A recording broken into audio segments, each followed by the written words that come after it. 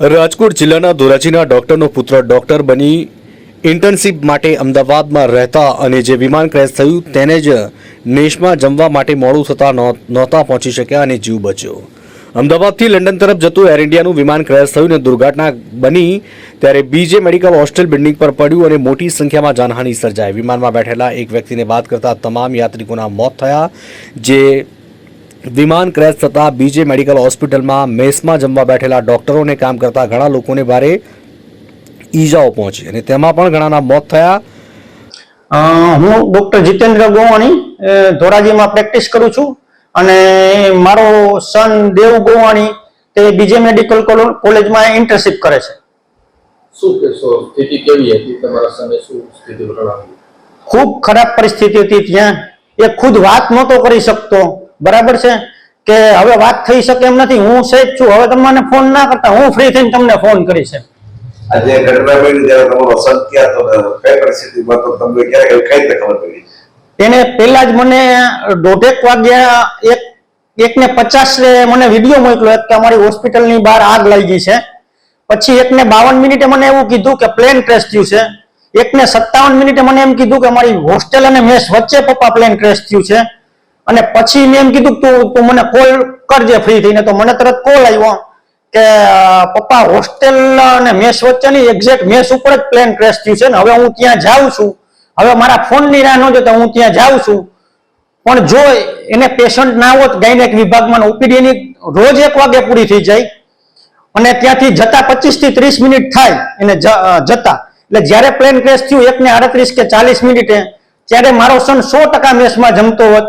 ઉપરવાળાના અને કોઈક પૂર્વ ભવના સારા કામ એને કર્યા છે તો એ બચી ગયો કોકના આશીર્વાદને લીધે। બાકી એ ખુદ એમ કહે છે કે હું એ જ ટાઈમે 100% મેસમાં જ જમતો હોત।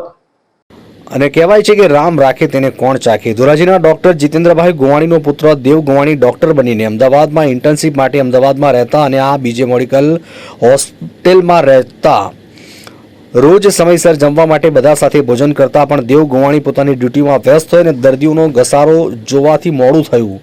રોજની જેમ જમવા માટે મોડું થયું ને તે પહોંચે તે પહેલા આ બિલ્ડિંગ પર વિમાન દુર્ઘટનાગ્રસ્ત થયું હતું। મારું નામ દેવ ગોવાણી છે। હું એક ઇન્ટર્ન ડોક્ટર છું બીજે મેડિકલ કોલેજમાં। જ્યારે પ્લેન ક્રેશ થયું ત્યારે હું 1200 બેડ હોસ્પિટલમાં મારી ડ્યુટી આપતો હતો। સદભાગ્ય મારે ઓપીડી છે એ 1 કલાક મોડી પૂરી થઈ કારણ કે પેશન્ટ છે ખૂબ જ વધારે હતા જેથી હું બહાર નીકળી ન શક્યો। પણ જો મારી ઓપીડી જે ટાઈમસર 1 વાગે પૂરી થઈ ગઈ હોત તો જે ટાઈમે પ્લેન ક્રેશ થયું 1:38 મિનિટે ત્યારે હું કદાચ મેસ બિલ્ડિંગમાં જ હોત અને હું પણ આ ઘટનામાં શિકાર બની ગયો હોત। પણ સદભાગ્ય પેશન્ટ જાજા હોવાથી મારો બચાવ થયો છે। તરત હું 2 વાગે હોસ્પિટલની બહાર નીકળ્યો ત્યારે જોઉં તો ખૂબ જ આગ લાગી છે અને ધુમાડા નીકળતા હતા। હું તરત છે ઘટના સ્થળે પહોંચ્યો। ત્યાં જઈને જોઉં છું તો ખૂબ જ ભયાનક હાલત છે। ઘણા બધા લોકોની ડેથ થઈ ગઈ છે। મારા સાથીદારો જે છે એ બધા લોકો હોસ્ટેલમાંથી ફાયર એક્સટિંગ્વિશર લઈને આગ ઓલવવા માટે જાય છે। બીજા સાથીદારો છે ઈજાગ્રસ્ત લોકોને હોસ્પિટલે પહોંચાડવા માટે રૂમની અંદર ગાદલા ગોદડા જે મળે છે તેના ઉપર જે ઈજાગ્રસ્ત લોકો છે ને લઈને જાય છે। તરત જ 108 એમ્બ્યુલન્સ ને બધી ઘણી બધી આવી ગઈ હતી। આ દરમિયાન ફાયર એક્સટિંગ્વિશરની ટીમ પણ આવી ગઈ હતી। એ લોકોનો ફૂલ સપોર્ટ હતો।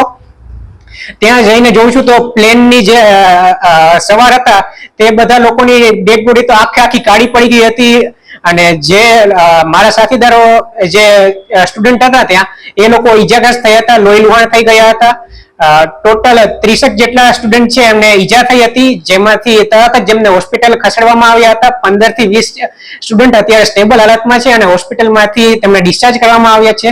4 જેટલા MBBS સ્ટુડન્ટ છે એમની ડેથ થઈ છે। આ ઉપરાંત મેસમાં કામ કરતા જમવાનું બનાવતા માસીની ડેથ થઈ છે અને જે ટિફિન સર્વિસ ચાલુ હતી તેમના પરિવારજનોની ડેથ થઈ છે। બાજુની અંદર જ અતુલ્યમ હોસ્ટેલ કરીને છે જ્યાં સુપર સ્પેશિયાલિટી ડોક્ટર છે તેમના પરિવારજનોને રહેતા હતા, તેમાંથી 4 લોકોની મૃત્યુ થઈ છે। બીજે મેડિકલ હોસ્ટેલના મેસમાં આ વિમાન ક્રેશમાં મૃત્યુ પામેલા યાત્રિકો દેવ ગોવાણી જમવા માટે સ્થળ પર પહોંચ્યા અને જે પરિસ્થિતિ જોઈ ત્યારે પગ પરથી જમીન નીકળી ગઈ। જ્યાં જુઓ ત્યાં પડેલી લાશ અને ઈજાગ્રસ્તોના ઢગલા જોવા મળ્યા। ત્યારે દેવ ગોવાણીના પરિવારને જાણ કરી હું સુરક્ષિત છું, મને કશું થયું નથી, પણ જે બિલ્ડિંગમાં વિમાન ક્રેશ થઈને પડ્યું તે એમ્બ્યુલન્સ સેવા, ડોક્ટરો, ફાયર બ્રિગેડની ગાડીઓ રાહત કામગીરી યુદ્ધના ધોરણે ચાલી રહી છે. દેવ ગોવાણીએ પણ આ રાહત કામગીરીમાં ભાગ લીધો અને બચાવ કામગીરી કરીને પરિસ્થિતિ કાબૂમાં આવતા પોતાના વતન, પોતાના ઘરે ધોરાજી આવી પહોંચ્યા હતા અને પોતાના પરિવાર સાથે ત્યાં પરિસ્થિતિથી વાકેફ કર્યા અને ભગવાનનો આભાર માન્યો હતો. અને આ મોટી ઘટના લઈને દેવ ગોવાણી અને તેનો પરિવાર પણ દુઃખી થયો. મૃતકોને શ્રદ્ધાંજલિ અર્પણ કરી હતી. અને આ ઘટનામાં બીજે મેડિકલ હોસ્પિટલમાં 30 ડોક્ટરો ઇન્જર્ડ થયા હતા. ધોરાજીથી અલ્પેશ ત્રિવેદીનો રિપોર્ટ.